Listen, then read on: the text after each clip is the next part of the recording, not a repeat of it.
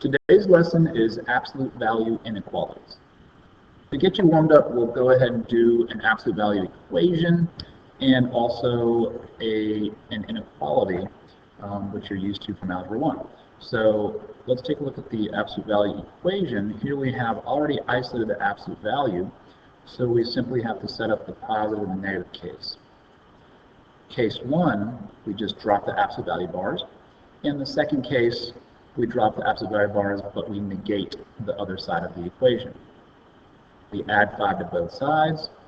We end up with x equals 4 here, and x equals 1 on this side. So that was the solve step. The last step is to do our check step. In our check step, we just simply take our answer, 4, and plug it back into the original equation, like this. 2 times 4 is 8, 8 minus 5 is 3, and the absolute value of 3 equals 3, so this side checks out. Now let's try x equals 1. When we plug 1 back in, we end up with 2 times 1 minus 5 in absolute value bars. 2 minus 5 is negative 3, and the absolute value of negative 3 is positive 3, so both solutions check out. Now let's solve this inequality. So as you can see, we start off by distributing the negative 3 that's outside the parentheses. This will give us negative 3p minus 3 is less than or equal to negative 18. And now we solve this like a two-step inequality. We add 3 to both sides, giving us negative 3p is less than or equal to negative 15. Now we need to divide both sides by negative 3 in order to get the p by itself. Remember the golden rule of inequalities. You need to reverse the inequality symbol when you multiply or divide both sides of an equation or inequality by a negative number. Okay, I fixed that so it reads inequality. So the final answer is p is greater than 5. So we have to reverse the inequality symbol because we divided by a negative number. Okay, how do we graph the solution? P is greater than or equal to 5. Now we know greater than or equal to means we're going to use a filled-in dot. So the filled-in dot is right on 5 because the equal to part makes it filled in. And it's greater than, so we shade to the right with an arrow showing that it goes on forever.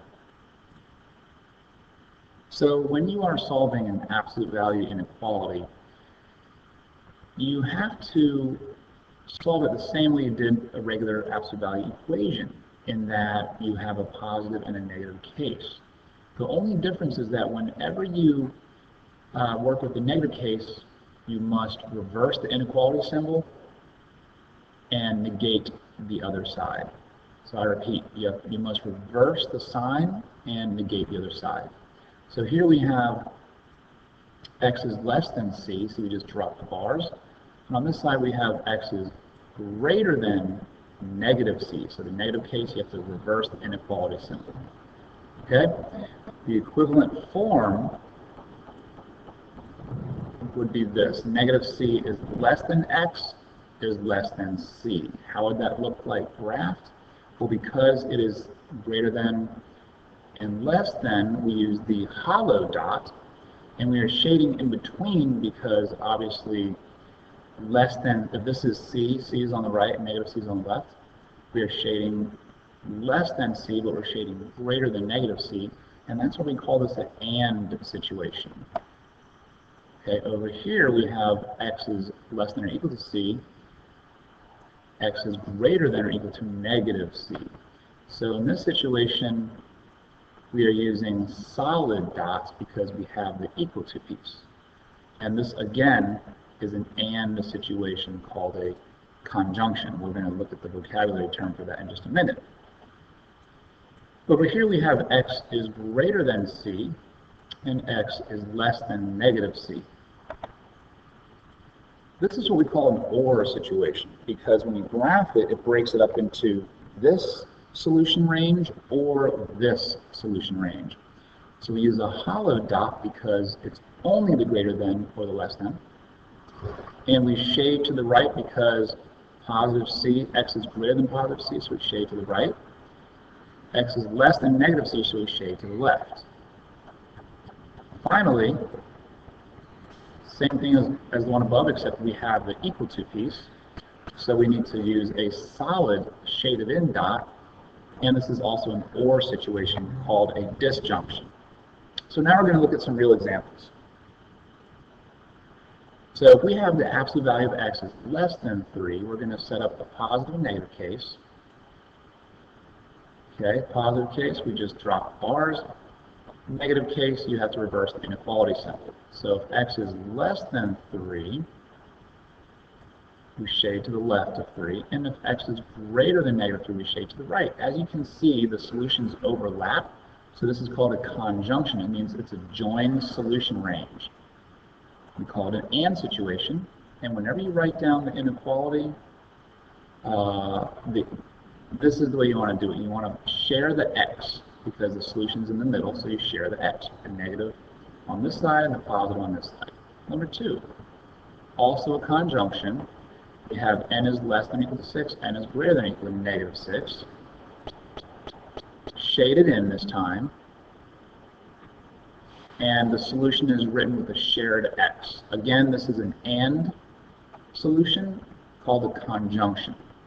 Now a disjunction, like we looked at before, is when the solution range is separated. We also can use OR for this. So if absolute value of m is greater than 2, m is greater than 2, m is less than negative 2. When we graph it, it looks like this. And whenever you state the answer using the inequalities, you must use the word OR. Over here we have a is greater than or equal to 6.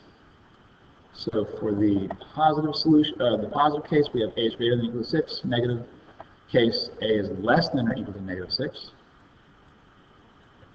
And there's our solution there. Let's look at a few examples. So here we have absolute value of x plus 2 is greater than 2. First case, positive case. Next case, negative case. And notice that in the negative case, we just simply reverse the inequality symbol. X is greater than 0, x is less than negative 4, and therefore the solution is a disjunction. As you can see when we graph it, it's disjoined, and you use the OR. Number 2, here we have our first case. We just drop the inequality symbols. Drop the absolute value bars. Inequality stays the same. In the second case, the negative case, we have to distribute the negative, so we put parentheses around the expression, but you reverse the inequality. Very important to remember that. So here we subtract 3 from both sides, subtract x, we get x is less than 3. Over here we distribute the negative. You can also say this is there's an invisible negative 1 right there. We end up with negative x minus 6. And then we handle the variables on both sides, add x, subtract 3, we end up with 3x is greater than negative 9, divide both sides by 3, and the answer is x is greater than negative 3. So we have 2 cases. The solutions are x is less than 3 and x is greater than negative 3. So we put it together like this with a shared x. And the graph looks like this. We have hollow dots because it is only less than and only greater than. Next example, we have our positive case, our negative case. The negative case reverses the inequality. Add 2 to both sides. Our solution is x is greater than or equal to 3. X is less than or equal to 1. We would write this down like a disjunction. And when you graph it, you can see that the solution is less than or equal to 1, greater than or equal to 3.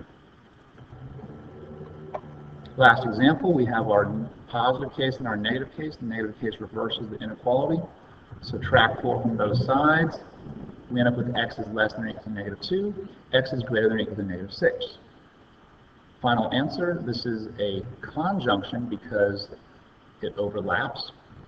And as you can see, when you graph it, the shaded portion overlaps as well with solid dots. There it is. Best of luck to you.